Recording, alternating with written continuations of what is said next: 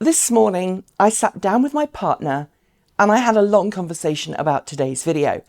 It's a video that honestly I hoped I would never have to make.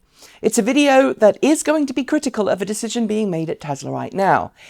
It's also a topical video, so it is conceivable that things will change between this video being published and when you actually watch it. So please bear all of that in mind before you comment, because this is really complicated and I want to try and be fair to all sides.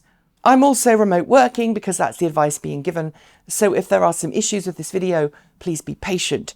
We're all in this together, and limiting the spread of what is a very nasty virus with no current cure is paramount. The topic today that I want to talk to you about is larger than Tesla or any automaker, and so I feel it's one that I need to talk about. It covers the current human malware crisis. Yeah, the thing I can't say, otherwise the video becomes ineligible for ad revenue or perhaps even gets pulled. So please bear with me. I'm going to be very careful in what I say in this video and how I say it. And also I want you to know that while I am being critical of Tesla, or rather Elon Musk, in this video, that makes it editorializing, I guess, I think Tesla for the most part has been doing amazing things of late.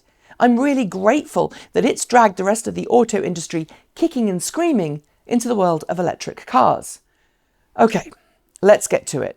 At the tail end of last week, Tesla celebrated the official start of deliveries for its fourth mass-produced and fifth production car, the Tesla Model Y, finishing off Tesla's quartet of SEXY vehicles and bringing a much more affordable Tesla crossover to market. The Model Y is expected to outsell every single Tesla model to date, and that includes the highly successful Model 3. While I am so happy to see Tesla start deliveries ahead of schedule, even though I was expecting it not to be the case, it's likely that Tesla Model Y deliveries will slow down due to the current crisis. At least that's what I thought in my head. After all, with states all across the US and many entire countries now implementing official policies designed to limit large gatherings of people, it only seemed logical. And when 6 counties in the San Francisco Bay Area, including Alameda, where the Tesla Fremont production facility is located, announced a shelter-in-place order for all people, it seemed a given that Tesla's Model Y deliveries would suffer. But according to numerous reports, Tesla's Fremont vehicle production facility is going ahead with plans to continue producing vehicles as normal, even though the county the factory is in is now in the middle of a shelter-in-place and no essential travel order. While this is great news for Tesla customers who are patiently waiting for their Model Y, it is incredibly bad news for Tesla employees who are being told that the factory is remaining operational. It's doubly frustrating when many mainstream automakers, including Ford, Fiat Chrysler and Volkswagen, have all published press releases in the last 48 hours stating that they will be halting production until the current human malware is properly contained. And reports out of Detroit seem to suggest that while some factories are being closed because automakers are being responsible, some, I'd suggest most, are being closed because unions are pressuring automakers to close them in order to protect the workforce. And if that's true, it would go some way to explain why Tesla isn't closing its facility, because Tesla hasn't traditionally welcomed auto unions. Tesla CEO Elon Musk, though, has also been pretty dismissive of the current health crisis and has underplayed its potential both on Twitter and, as reported a few days ago by several news outlets, in a letter to employees at SpaceX. In that letter, he said, quote, "My frank opinion remains that the harm from the panic far exceeds that of the virus itself. If there is a massive redirection of medical resources out of proportion to the danger, it will result in less available care to those with critical medical needs, which does not serve the greater good." And while he has a point in so much as medical resources sent to treating this crisis won't be available to other medical needs, the sad reality in the US right now is that we're facing a major shortage of beds, equipment and staff. People will die. And the more infected people are out and about, the more quickly things will spread and the longer it takes to flatten that curve. The TLDR here, if Musk is concerned about the healthcare crisis, then he needs to be willing to do what other businesses are doing, which is change how people work. An email sent to Tesla employees said that workers should, quote, not feel obligated to come to work if they, quote, feel the slightest bit ill or even uncomfortable. Right now, though, it's unclear if Tesla is going to pay staff who opt to take time off because of said virus. Currently, no one is reported as having been diagnosed with the dreaded lurgy who actually works at Fremont. But I should also add that the San Francisco Bay now has one of the highest levels of infection in the US because, surprise, surprise, the area has an incredibly high population density. Alameda County itself has just under 20 cases at the time of filming this, and economically, Alameda County is far more financially challenged than some of the other Bay Area counties.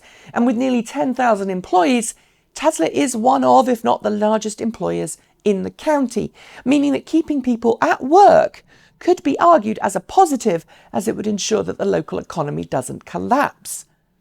However, with so many people in a reasonably small space and infection rates still above exponential in growth, this seems like a really risky move. How is Tesla getting past the ban? Well, that could be a legal loophole in which so-called essential businesses are allowed to operate even though the order is in place.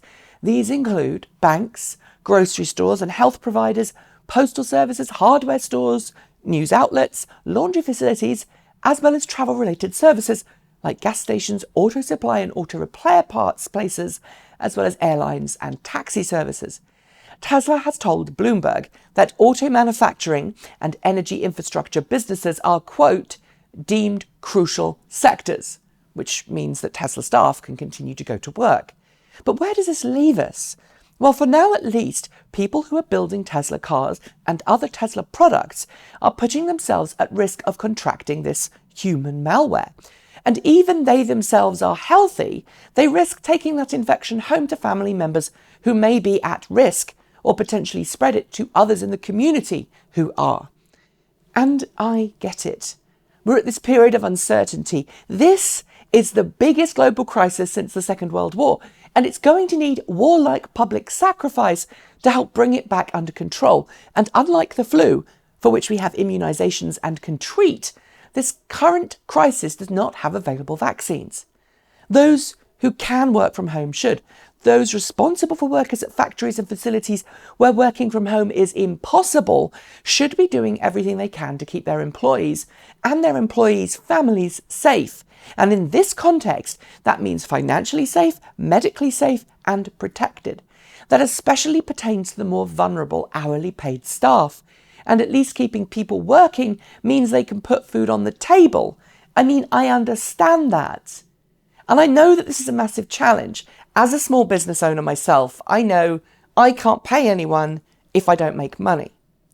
But it seems at this turn, it's more important for a business to behave in a way that thinks of its employees before its bottom line. Tesla's suffered, just like many other companies, with the recent stock market crash. And I'm cognizant that not making products means not selling products, which means no cash to pay employees. But with pretty much every economy around the world trying to help out their businesses with stimulus grants and tax easements, while also simultaneously helping out their citizens, and a recession now very, very likely, Tesla isn't the only company facing this challenge. For a company that's done differently to the rest of the auto industry since they were founded, it seems doing the right thing here is more important than rolling Model Ys off the production line, even if that means suffering in the short term financially. And based on the majority of Tesla shareholders and customers I've met, I'd wager they'd agree with me. Keep the workforce safe, hope the shutdown is short, and have a healthy, happy workforce ready to resume just as soon as the all clear is given. That's it. Thanks for watching, and if you'd like to help us make more videos like this, please do like, comment and subscribe. Send us a couple of dollars our way every month through Patreon, or feed our coffee habit with Ko-fi. And since YouTube has likely demonetized this video because of the subject matter, I'd really appreciate it. We're currently without a swag store, but we'll be setting one up just as soon as the current crisis is over. Oh, and before I go, please do consider donating to the Patreon Creator Weirdathon, which is due to take place tomorrow. Patreon is setting up and donating to a pot to help artists, musicians, and other creators who, unlike us, don't have a YouTube channel, but use Patreon as a way to supplement money from live performances. And of course, those people are not having those live performances. I've personally donated, and I hope you will consider doing the same thing too, if you're one of those lucky people whose income is not being directly affected by this very real, very scary situation. I'll be back soon with more content for you all to enjoy, and yes, I have a bug, but it's not the dreaded lurgy. But until next time, keep evolving.